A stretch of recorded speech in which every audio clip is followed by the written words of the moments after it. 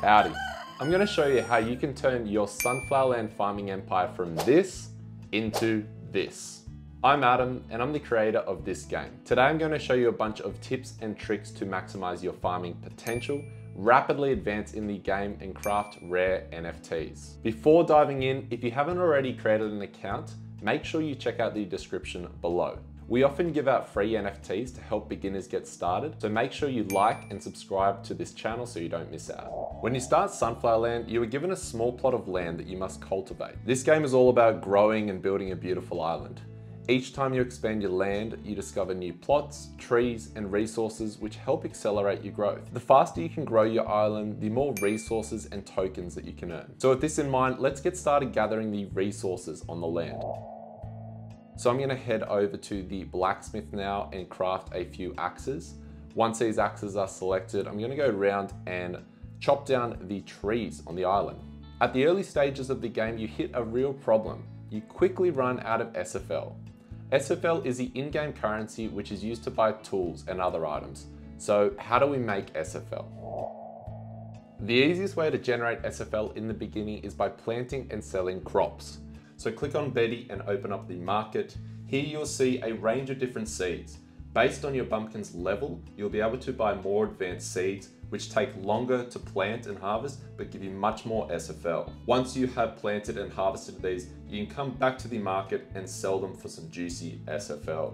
Since we just started, we only have access to sunflowers and potatoes, so we're gonna go ham on these for a few minutes.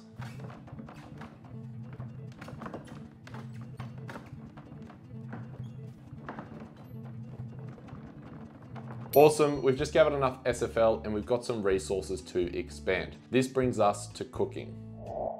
To unlock new skills, buildings, and expansions, it is essential to level up your bumpkin. To level up your bumpkin, you must cook and eat food. There are 5 different in-game buildings that allow you to do this. But to start off with, you only have the fire pit. So we're gonna make some mashed potato and feed it to our bumpkin. So here we are heading over to the fire pit, and we're going to click mashed potato and click cook. Once the cooking is done, we can click on that item, go over to our bumpkin and then feed it, and voila, we have leveled up. All right, we've got the resources and a strong bumpkin, so it is time to expand. Let's click on this hammer icon and grow our island. All right, these goblins are hard at work. Once it's done, we can reveal the piece of land. We've just discovered 4 new plots, trees, and a gold mine. Now we have more plots to grow crops, and we also have more resources to gather and expand our empire. Bonus tip, make sure you check out the treasure chest. So you can see down here to the bottom right, there is a chest with an exclamation mark. Make sure you come and visit every day and claim these rewards. Each day is a completely random reward. You can find SFL, tools, seeds, block bucks, and much more in there. So we are building a strong foundation for our farm and have mastered the basics of gathering and leveling up our bumpkin. If you really want to boost your farming output, you need to make sure you are crafting NFTs. There are certain NFTs which give you crop boosts, cooking boosts, resource boosts, and much more that will help you speed run your progress. So right now we're going to visit Igor and see what items we can craft. This means it is time to venture out into the grandiose world of Sunflower Land and travel to new islands. So we have jumped over to the Pumpkin Plaza. Now that we're here, we're going to walk to the north and find the blacksmith that he is working at. Right now, he is offering a basic scarecrow, which will boost the speed of our sunflowers, potatoes, and pumpkins. This is a cracker of a deal. So to craft this item, we will exchange our resources for the scarecrow. You beauty, thanks Igor. So we are back on our main island and it is time to place our scarecrow and do a little bit of landscaping. To enter design mode, click on the white hand in the top right hand corner of the game. In this mode, you can place items and move resources across your farm. This is essential if you want to maximize the layout of your farm and make it beautiful. So right now, I'm gonna place my scarecrow over my plots to ensure they get the bonus boost. You can see this blue area here. This is the area of effect. So only crops that land in this blue zone are going to get the effect. While I'm here, I'm also going to buy a few decorations and tidy up my land. A few fences, a few bushes, make it beautiful. When my friends visit this land, I want it to be looking top notch. To unlock new resources and content, it is essential that you craft new buildings. We're now at level 5, so we've unlocked the kitchen, which provides more advanced recipes that can give your bumpkin a massive XP boost. Let's talk to the local blacksmith and craft this building. So I'm coming over here, selecting kitchen and placing it. Each building takes a certain amount of time to build. Yum yum, we're off to the races and can start cooking some new recipes. Quick tip, make sure all of your cooking buildings are always in use. Your fire pit and kitchen should always be preparing items. Any idle time on these buildings is wasted food and experience that you could be earning. This brings us to a new topic. Skills. When your bumpkin levels up, you unlock new skill points to allocate and unlock new buffs. There are a range of improvements you can make: crops, animals, fruits, resources, and cooking. During the early levels of the game, it is recommended to focus on the crop buffs and the resource buffs. So I'm coming over to my bumpkin here. I'm going to pick a few crop skills and I'm going to pick some resource skills as well. And these are now instantly applied. When I go to farm my crops or gather resources, I will be getting a boost. Yeehaw! If you made it this far, congratulations, but we have not yet talked about one of the best ways to generate SFL, that is deliveries. Each day you can access the delivery board on your island and complete orders from bumpkins. Each bumpkin will ask for either crops, food, or resources. And once you deliver these items to that bumpkin, they will give you SFL and bonus reward. The SFL that you earn is much higher than you would by selling these crops at the market. Each day you have a set amount of deliveries which will appear. So make sure when you start your day that you visit your land and you're checking the incoming orders, planning ahead, and trying to fulfill the deliveries on the same day. Okay, time for a quick pause. By the time you're reaching the 7th and 8th expansion, it's time to shift your focus onto new buildings. The main ones here is the deli and the bakery. Both of these buildings provide recipes that take longer to cook, but also provide some insane experience. However, there is only one problem. These recipes require new ingredients: eggs and fruit. Any good bumpkin knows the key to a booming farm is supporting chickens. Chickens, when kept happy, will produce an egg every 2 days. Eggs are an essential ingredient to cooking high experience dishes for your bumpkin. To farm chickens, you'll first need to build a hen house. Next up, purchase chickens with SFL, place them, and then feed them with a piece of wheat. This keeps them happy and ensures an egg will be laid. All that's left is to wait for the eggs, click, and collect.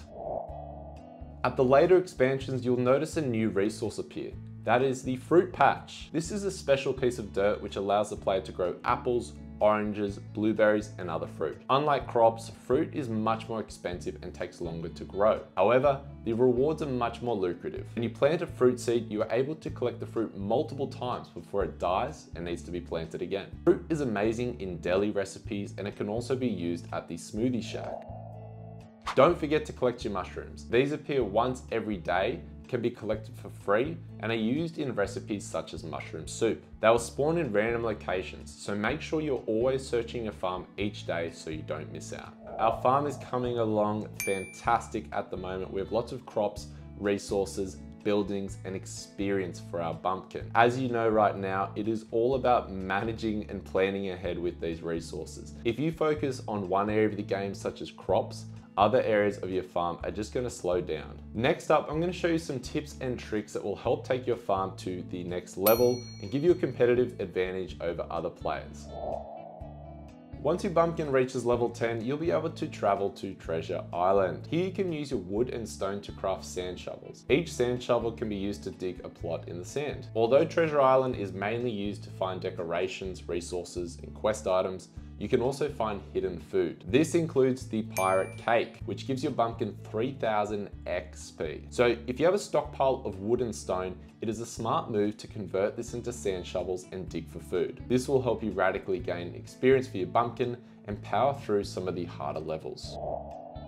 The second important tip is to always keep an eye on auctions and rare mints inside of the game. These items are extremely powerful and much stronger than the items that you can craft at the normal blacksmith. There are 2 ways to mint these items. First up is Goblin Retreat. By visiting Goblin Retreat, you can talk to the Goblin Blacksmith or the pirate and see what items they have for offer. Each item often requires SFL and a range of resources gathered inside of the game. However, there is only a limited supply of each item, meaning you're up against thousands of other farmers trying to get these items as well. If you're new to the game, I suggest you don't keep your focus on the rarest items on offer. Instead, focus on items with a larger supply that are more realistic to achieve. Goblin Retreat items are announced on Discord, Twitter, in-game announcements, and also on this YouTube channel. So make sure you subscribe so you don't miss out on any upcoming items. The other way to mint rare items is by visiting the auctioneer. Each week in Sunflower Land, a range of rare NFTs are launched by a local auctioneer. Each auction has a limited supply, meaning only the top bidders will win the item. At the end of the auction, the top bidders can instantly mint their NFTs and use it on their farm. The auctioneer is a game of strategy where you must anticipate what other players are going to bid. If you bid too low, you'll miss out on the item. However, if you bid too high, you'll end up paying much more than other players paid for the exact same item. Alright, this now brings us to special events. This is by far my favorite way to craft and earn rare NFTs in the game. Sunflower Land is renowned for doing community Valentine's, Easter, Halloween, and Christmas events. During these events, you have the chance to complete quests and craft rare NFTs which can help boost your farm. We're talking Easter rabbits that boost carrots, haunted pumpkins that increase your crops. It is a good idea to keep your farm idle when a special event is approaching. So if you have an empty farm, that makes sure that you can give your full attention and all your resource production can go towards a certain resource. This will ensure that you don't miss out on whatever rare item is on offer.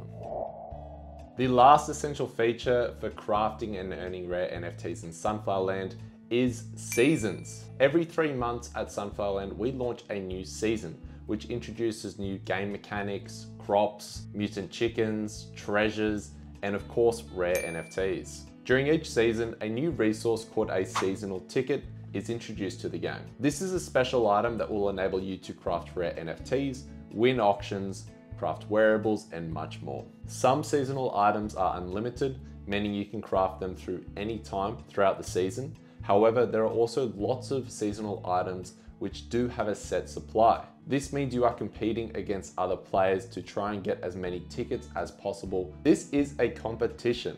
Do you risk it all and go for one mega rare item, or do you play it safe and craft multiple mid-tier items? Each season has roughly 20 to 30 new items, so there's plenty of opportunities for you to craft something rare. Finally, although we haven't touched on it, Sunflower Land is a Web3 game.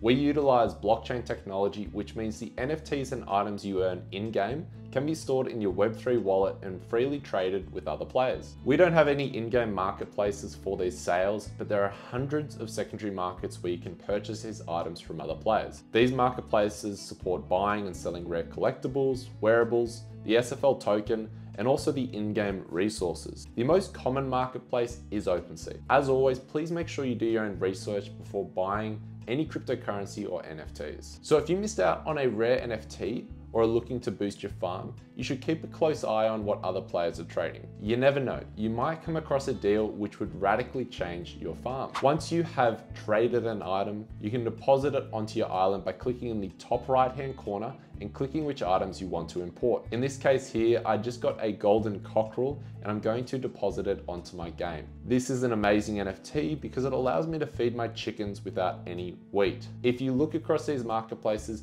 you'll find a bunch of other items that have been in past seasons or the really early gameplay. And these items have incredible powers as well. So make sure you go and check them out. There you have it. We have transformed our small island into a massive booming farming economy. By utilizing all of our resources and buildings, we will ensure that we maximize the output. Likewise, by crafting a bunch of NFTs and attaining them on secondary marketplaces, we can make sure we're getting all the possible boosts as well. That's it for now. If you're looking for more detailed guides on how to improve your farm and maximize the gameplay, make sure you subscribe to this channel. If there's a specific area of the game that you are interested on a deep dive, please let me know in the comments below. All right, good luck on your farming adventure, and I hope you enjoy my game. Cheers.